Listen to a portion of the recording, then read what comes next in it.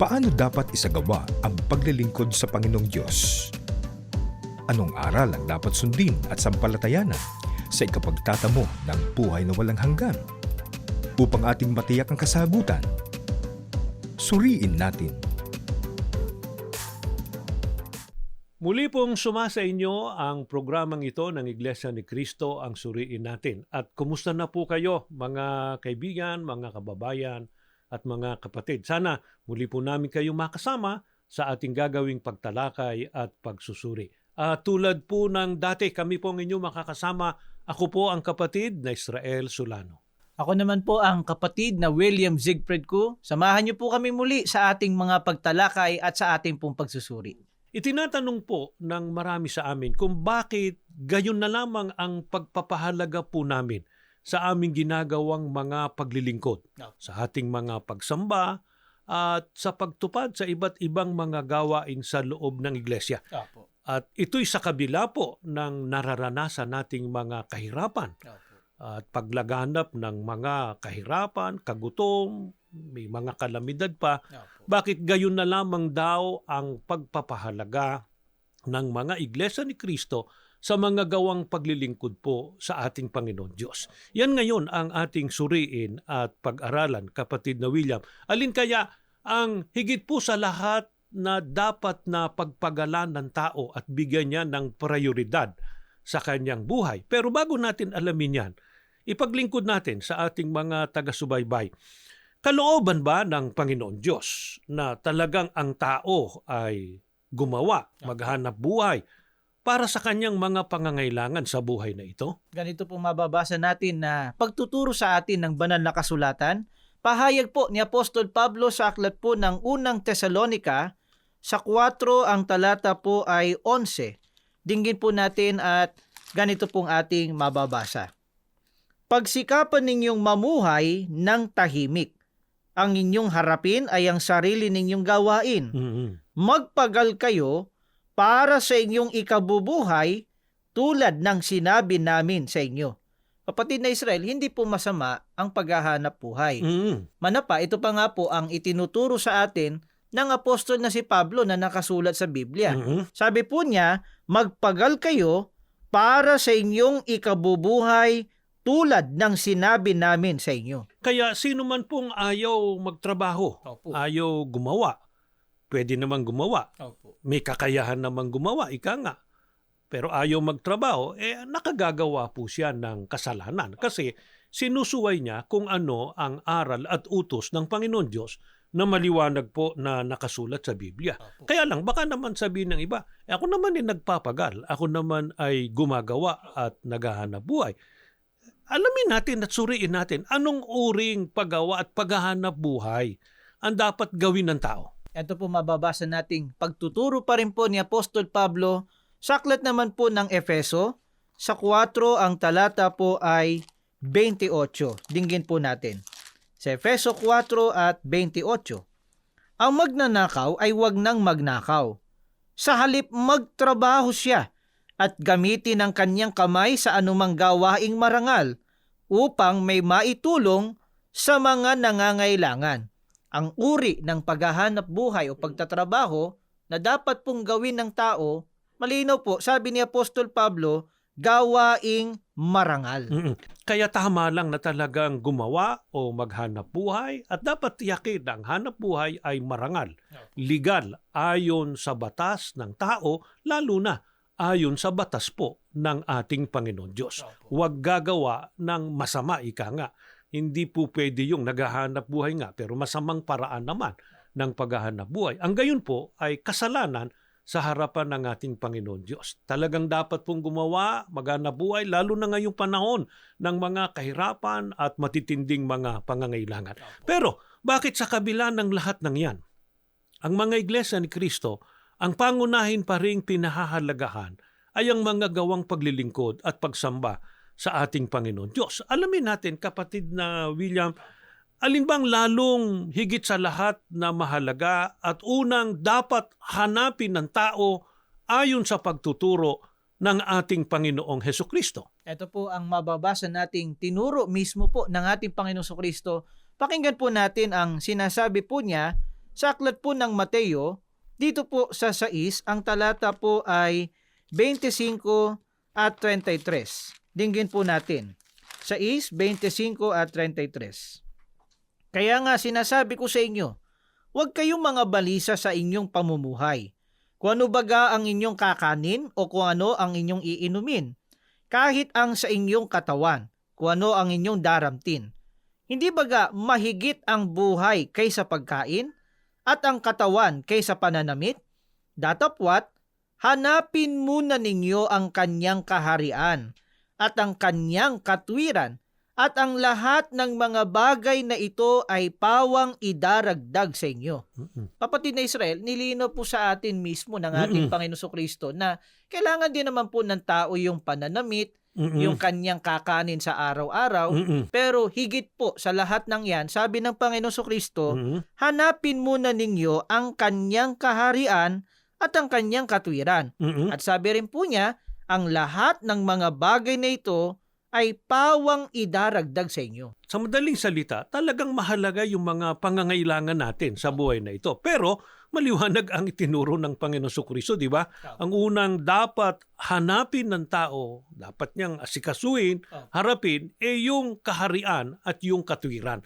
At yung ibang mga bagay, pawang karagdagan na lamang. Ang nagiging problema kasi sa iba, kapatid na William, kung ano yung karagdagan na lang, yun ang kanilang lalong hinaharap. Wala na silang panahon doon sa ipinag-utos ng Panginoon Kristo na unang hanapin yung kaharian at yung katwiran.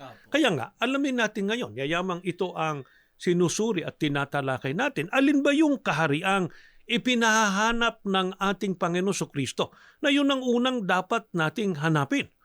Ito po mababasa po natin, pahayag po ni Apostol Pablo, dinggin po natin sa aklat po ng Kolosas, sa 1 ang talatay 12 hanggang 14, na nagpapasalamat sa Ama na nagpaging dapat sa atin upang makabahagi sa mana ng mga banal sa kaliwanagan, na siyang nagligtas sa atin sa kapangyarihan ng kadiliman at naglipat sa atin sa kaharian ng anak ng kanyang pag-ibig, na siyang kinaroroonan ng ating katubusan, na siyang kapatawaran ng ating mga kasalanan. Ang kaharian po na tinutukoy ng ating Panginoon Kristo, nilinaw po ni Apostol Pablo. Sabi niya, ito po ang kaharian ng anak ng kanyang pag-ibig. At sabi rin po niya, ito po ang kinaroroonan ng ating katubusan na siyang kapatawaran ng ating mga kasalanan. Kaya pala, yan ang unang ipinahahanap ng ating Panginoon Kristo kasi may kinalaman yan sa ikapagpapatawad ng ating mga nagawang kasalanan. Kailangang hanapin muna yung kaharian na siyang merong katubusan na kapatawaran ng kasalanan. Kaya alamin natin, alin ba ang pinatutunayan ng Biblia na merong katubusan? Kaya nga may kapatawaran ng mga kasalanan. Pahayag pa rin po ni Apostol Pablo ang ating pong babasahin, mga kaibigan. Ganito po ang nakasulat sa aklat ng mga gawa dito po sa 20 at 28.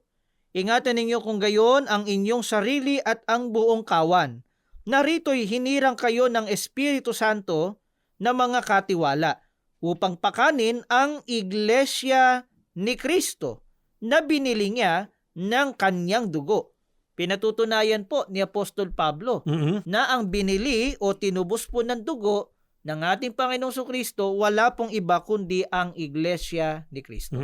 Kaya maliwanag po, mga ginigiliw po namin taga-subaybay, ang tinutukoy po na kaharian, walang iba po kundi ang iglesia ni Kristo. Alin naman kaya ang tinutukoy na katwiran, kapatid na William? Ito naman po mababasa po natin. Pahayag po ni Apostol Pablo sa Roma, sa 1 ang talata po ay 16. Dinggin po natin sa Roma 1:16. Sapagkat hindi ko ikinahihiya ang ebanghelyo, sapagkat siyang kapangyarihan ng Diyos sa ikaliligtas ng bawat sumasampalataya, unay sa Hudyo at gayon din sa Griego, sapagkat dito ang katwiran ng Diyos ay nahahayag mula sa pananampalataya hanggang sa pananampalataya, gaya ng nasusulat, ngunit ang ganap ay mabubuhay sa pamamagitan ng pananampalataya.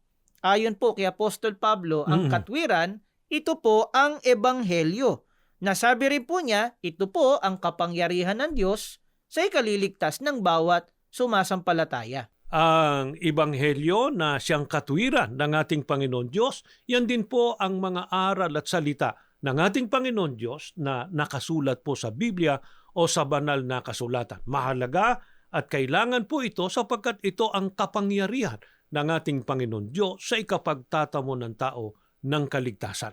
Kaya po, ang itinuro po ng ating Panginoong Hesukristo na dapat hanapin muna na kaharian at katwiran, walang iba po kundi ang Iglesia ni Kristo at ang patuloy po na pagsunod sa mga aral at utos ng Diyos na nakasulat sa Biblia. Pero alamin natin, suriin natin, kapatid na William, bakit kaya ito ang ipinagpapauna ng ating Panginoon Kristo na dapat hanapin ng tao? Ano ba ang lalong malaking suliranin ng tao higit kaysa sa mga suliranin niya sa mga pangangailangan niya sa buhay na ito? Ito po sagot po sa atin ng banal na kasulatan. Pakinggan niyo po ulit mga ginigilaw naming taga-subaybay pahayag ng Biblia. Ganito po mababasa natin sa aklat po ng Ebreo sa 9 ang talatay 27. At kung paanong itinakda sa mga tao ang mamatay na minsan at pagkatapos nito ay ang paghuhukom. Ayon po sa talatang ating binasa, kapatid na Israel, dalawa po ang malaking suliranin na kinakaharap po ng tao. Ang isa po ang kamatayan at ang isa po ay ang araw ng paghuhukom. Bakit kaya mabigat na suliranin ng tao yan? Meron bang tao na may kapangyarihang pigilin o iwasan ang pagdating ng kamatayan? Ito po sagot sa atin ng Biblia sa aklat po ng Ecclesiastes. Ganito po ang mababasa natin sa 8 at ang talata po ay 8. Walang tao na may kapangyarihan sa diwa upang pumigil ng diwa. Ni walang kapangyarihan siya sa kaarawan ng kamatayan at walang dahilan sa pakikipagpunyaging yaon. Ni maililigtas siya ng kasamaan na taglay niya. Nilinaw po sa atin sa talata, kapatid na Israel. Ang sabi po, walang kapangyarihan siya sa kaarawan ng kamatayan. At kitang-kita nating natutupad yan. Opo. Ano mang uri ng tao, ano man ang kanyang kalalagayan, ika nga, mayaman man o mahirap, marunong man o hindi, makapangyarihan man o hindi, nakikita po natin na ang tao ay namamatay, di ba? Pero maliban doon, yung kamatayan na yon, ang banggit pa kanina, yung araw ng paghuhukom. Bakit ba merong araw ng paghuhukom? Ganito po mababasa natin, kapatid na Israel. At sa ating po mga ginigiliw na taga-subaybay, pahayag po ni Apostol Pablo, ganito ang nakasulat sa aklat po ng Roma, dito po sa 6, ang talata po ay 23. Sapagkat ang kabayaran ng kasalanan ay kamatayan. Datapwat ang kaloob na walang bayad ng Diyos ay buhay na walang hanggan kay Kristo Jesus na Panginoon natin. Nilinaw po sa atin ng apostol na si Pablo na ang kabayaran po ng kasalanan ay kamatayan. Aling kamatayan ang tinutukoy na ganap na kabayaran ng kasalanan? Ito naman po mababasa natin sa Apokalipsis sa 20 at ang talata po ay 14. At ang kamatayan at ang Hades ay ibinulid sa dagat-dagatang apoy. Ito ang ikalawang kamatayan, sa makatwid ay ang dagat-dagatang apoy. Ito po ang tinutukoy, kapatid na Israel, na kamatayang ganap na kabayaran ng kasalanan. Ang ikalawang kamatayan po sa dagat-dagatang apoy. Na yan ay sa araw ng paghuhukom. Opo. Kaya ang lalong mabigat na suliranin ng tao, ayon sa ating tinatalakay at sinusuri, ay ang kamatayan at ang araw ng paghuhukom. Na sa araw na yon, parurusahan ang lahat ng taong masama. Pero bakit kaya sa kabila ng mabigat na problemang yan ng tao, ang utos ng Panginoong Kristo, hanapin muna ang kaharian at ang katwiran, na ang katumbas, unahin muna ang pagiging iglesia ni Kristo at ang pagsunod sa mga aral at utos ng ating Panginoon Diyos. Ano ba ang maliwanag na pangako ng ating Panginoong Kristo sa kanyang iglesia? Ito po mababasa nating pahayag po mismo ng ating pong Panginoong Kristo. Ganito po ang nakasulat sa aklat po ng Mateo, dito po sa 16 at ang talata po ay 18. Pakinggan po natin. Mateo 16 at 18. At sinasabi ko naman sa iyo, ikaw ay Pedro, at sa ibabaw ng batong ito ay itatayo ko ang aking iglesia, at hindi makapananaig sa kanya kahit ang kapangyarihan ng kamatayan. Nilinaw po ng ating Panginoon Kristo na ang itinayo po niyang iglesia hindi po pananaigan kahit ng kapangyarihan ng kamatayan. Ano ang katumbas ng pangakong yan ng ating Panginoon Kristo na ang iglesyang itinayo niya hindi pananaigan kahit ng kapangyarihan ng kamatayan? Ito po mababasa nating turo naman po ni Apostol Pablo sa aklat po ng unang Tesalonika sa 4, ang talata po ay 16 hanggang 17 po. Pakinggan po natin at atin pong suriin. Unang Tesalonika 4:16. Sapagkat ang Panginoon din ang bababang mula sa langit na may isang sigaw, may tinig ng arkanghel at may pakakak ng Diyos. At ang nangamatay kay Kristo ay unang mga bubuhay na maguli. Kung magkagayon tayo nangabubuhay na nangatitira, ay aagawin kasama nila sa mga alapaap upang salubungin ang Panginoon sa hangin at sa ganito'y sa Panginoon tayo magpakailanman. Sabi po ni Apostol Pablo, ang mga nangamatay kay Kristo, ito po yung mga kaanib sa Iglesia ni Kristo, ay unang mga bubuhay na maguli. Paano yung mga dinatnang buhay sa araw na yon? Nilinaw din po ni Apostol Pablo. Ang sabi po niya, tayong nangabubuhay na nangatitira ay aagawin kasama nila sa mga alapaap upang salubungin ang Panginoon sa hangin at sa ganito'y sa Panginoon tayo magpakailanman. Kapatid na William, sana maunawaan yan ng ating mga taga-subaybay na yung mga nangamatay kay Kristo unang mabubuhay na maguli. Yung mga dinatnang buhay, hindi na makararanas ng kamatayan. Kasama nung mga unang binuhay, sasalubungin ang ating Panginoon Kristo sa hangin. Gaano ba kahalaga yon na makasama tayo o makalakip dyan sa unang pagkabuhay na maguli? Ito po mababasa naman po natin na pahayag po sa aklat ng Apokalipsis sa 20 at ang talata po ay 6. Mapalad at banal ang makalakip sa unang pagkabuhay na maguli. Sa mga ito'y walang kapangyarihan ang ikalawang kamatayan, kundi sila'y magiging mga saserdote ng Diyos at ni Kristo at mga gaharing kasama niya sa loob ng 1,000 taon. Nilinaw po sa atin ng talatang binasa po natin, kapatid na Israel, na ang mga nakalaki po o nakasama sa unang pagkabuhay na maguli, sabi sa Biblia, sa mga ito'y walang kapangyarihan ang ikalawang kamatayan. Na ito po yung kamatayan sa dagat-dagatang apoy. Yung kaparusahan pagdating ng araw ng paghukom. Kaya pala, ipinag-utos po ng ating Panginoon Kristo na hanapin muna ang kaharian. Na yan nga po ang Iglesia ni Kristo at ang katwiran, ang ibig sabihin, patuloy pong sundin ang mga aral at utos ng ating Panginoon Diyos. Kasi po, sa pamamagitan ng Iglesia ni Kristo, ang tao meron pong pagkakataon na wag mapahamak pagdating po ng araw ng paghukom, kundi makalakip sa unang pagkabuhay na maguli na magmamana po ng kaligtasan at ng bayang banal na ipinangako po ng ating Panginoon Diyos at ng ating Panginoong Hesukristo. Kaya mga kaibigan at mga kababayan, habang nabubuhay tayo dito sa mundong ito, hindi po masama na maghanap buhay tayo, gumawa tayo, bagkus utos pa nga yan. Aral po ng Panginoon Diyos na nakasulat po sa Biblia. Pero sa ibabaw po ng lahat ng yan, kasi anuman ang tamuhin ng tao, di ba? Maging masagana man siya, maging mayaman man siya, merong araw ng paghukom eh. Kailangan ang matiyak po natin ang kaligtasan sa araw na yon at yan po ay sa pamamagitan ng Iglesia ni Kristo. Maraming salamat po sa inyong pakikinig at pagsubaybay at bago tayo tuluyang matapos, tayo po muna ay mananalangin. Ama namin Diyos, maraming salamat po sa mga katotohanang tinanggap po ng bawat isa sa amin. Matanim po nawa ito sa puso at isipan ng bawat isa. Lalo na po ng aming mga taga-subaybay. Pakibigay po ang pagkakataon sa kanila na ito ay kanilang tanggapin, sundin at sampalatayanan. Magkasama-sama kami sa loob ng tunay na iglesia.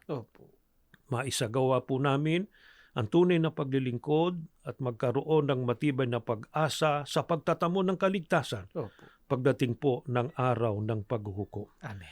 Panginoong Jesus, patuloy kaming tulungan at ipamagitan pang matanggap po namin lahat ng aming mga dalangin. Amen. Ama, pakipagpalain mo po ang programang ito, Opo. ang lahat po ng aming mga taga-subaybay Opo. at patuloy din pagpalain ng buong iglesia sa pangunguna po ng pamamahalang inilagay mo sa aming unahan. Amen. Ang lahat po, magalang naming hinihiling at ipinakikiusap Opo. sa pangalan po ng aming Panginoong Hesukristo. Amen. Amen. Sumain niyo po ang mensahe ng ating palatuntunan sa araw na ito. Maraming salamat po sa inyong pagsubaybay. Hanggang sa muli, sumaatin nawang lagi ang mga biyaya ng ating dakilang Diyos.